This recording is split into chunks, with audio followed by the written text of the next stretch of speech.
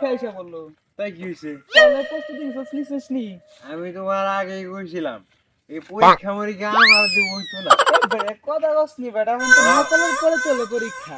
আমার ঘরেই জ্ঞান বেটা কথা কস বেটা, আমরা জানি কি পরীক্ষা এটা নকলে সব লিখবো, আমরা কি লিখবো নি? অন্য বন্ধু তোমার একটা কথা কই, আমি এর আগে 5 পাস করছি কলম ভাঙ্গে, এবার আমি 8 পাস করবো এই পেন্সিল ভাঙ্গে, কিন্তু এবার আমি এসএসসি পরীক্ষা কি দিয়ে পাস করবো আমার মাথায় ধরতাছে না। এবার আর নাকি আমি বাইক কেন নিয়াম, তুমি কি কর? এই বেটা হ্যাঁ বেটা, এটা কথা বলি তুমি মিয়া। এসএসসি পরীক্ষা আমরা নিয়ে কি দেবো না, চোখ দিয়ে মিয়া।